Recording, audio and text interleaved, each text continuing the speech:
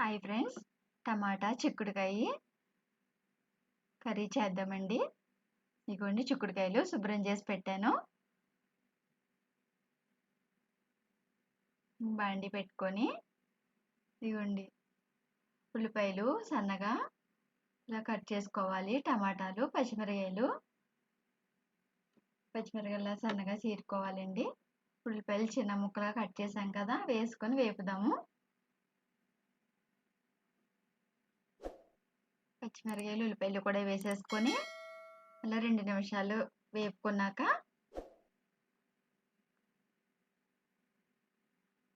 పసుపు వేసామండి.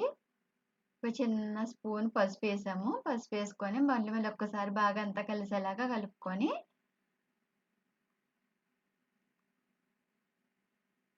మళ్ళీ ఇప్పుడు ఉప్పండి, కళ్ళుప్పు కూడా వేసుకున్నాక మళ్ళీ అన్ని బాగా కలిసేలాగా మళ్ళీ కలుపుదాము.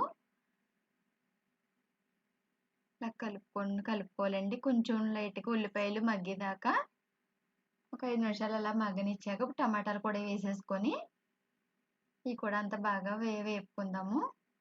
ఉల్లిపాయలు వేసిన 5 నిమిషాలకి ఇలాగా టమాటాలు కూడా వేసుకుంటే మెత్తగా మగ్గిపోతాయి. ఇవన్నీ బాగా కలిసేలాగా బాగా కలుపుదాం. కలుపుకొని అలా సదిరేసుకోవాలండి. పల్చగా సదిరేసుకుంటే మగ్గుతూ ఉంటాయి. అలా 2 నిమిషాలకు ఒకసారి నేను వేపుతా ఉన్నాను. టమాటాలు కూడా బాగా ఉడికిపోతాయి కదా అనేసి అలా బాగా పల్చగా సదిరేసుకొని చేసుకోవాలి. అలా నేను 2 నిమిషాలకు ఒకసారి కలుపుతా మళ్ళీ సదిరేస్తూ ఉన్నానండి. ఇప్పుడు ఇదిగోండి చిటికెడు మిరియాల పౌడర్ అండి. టేస్ట్ వస్తుంది మిరియాల పౌడర్ వేసుకుంటే. మిరియాల పౌడర్ వేసుకొని బాగా కలిపేసాను. వేపిన తర్వాత ఇప్పుడు చిక్కుడుకాయలు శుభ్రం చేసి పెట్టుకున్నాం కదా, ఆ చిక్కుడుకాయలు కూడా వేసేసుకుందాం.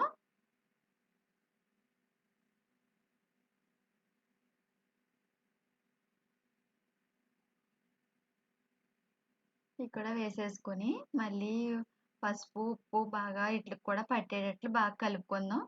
కానీ 2 నిమిషాలు వేసిన తర్వాత అలా సదిరేసుకొని లైట్గా 2 నిమిషాలు మగ్గనిచ్చాను. అలా మగ్గనిచ్చుకున్నాక మళ్ళీ ఒక్కసారి బాగా కలుపుకోవాలి. నూనె ఉప్పు పసుపు పట్టేటట్లు మళ్ళీ చిక్కుడుకాయలన్నీ కూడా బాగా కలుపుకోవాలి. బాగా కలుపుకొని బాగా వేపుకోవాలండి. అలాగే వేపుతూ ఉండాలి.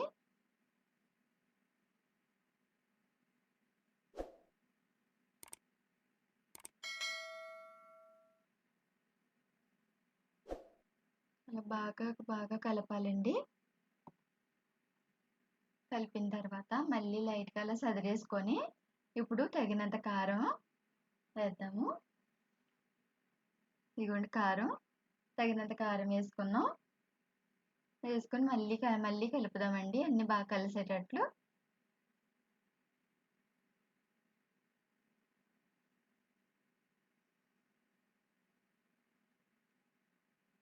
అన్ని బాగా కలుపుకొని 2 నిమిషాలు అలా మగ్గనిచ్చి కొద్దిగా వాటర్ వేద్దాము.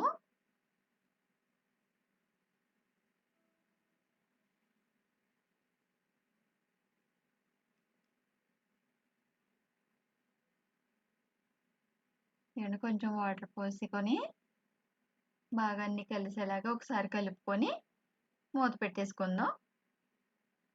ఇవన్నీ కలుపుతున్నాం కదా,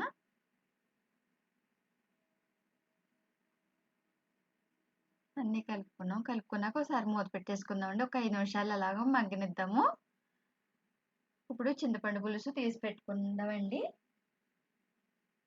చింతపండు నానబెట్టుకొని చింతపండు పులుసు తీసుకొని రెడీ చేసి పెట్టాను. ఆ చింతపండు పులుసు ఇప్పుడు కొంచెం ఒక 5 నిమిషాలు ఇలా మగ్గినాయి కదండి. మగ్గాక చింతపండు పులుసు వేసుకుందాము.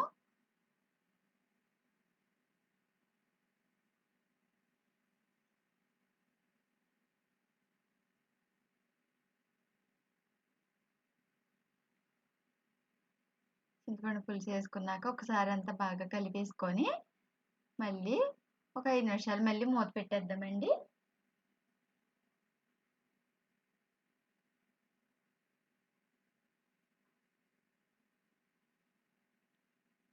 మళ్ళీ ఒక 5 నిమిషాల తర్వాత తీసి చూసుకొని చిన్న బెల్లం ముక్కేద్దాము.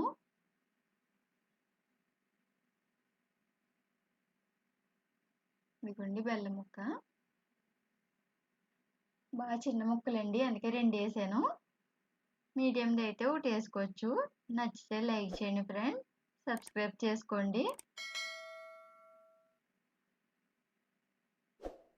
ఫ్రెండ్స్ ఎక్కువగా కర్రీ రెడీ అయిపోయింది. ఇలా కొంచెం పులుసు ఉండగా దింపుకుంటే కొంచెం బాగుంటుందండి. Curry ready friends.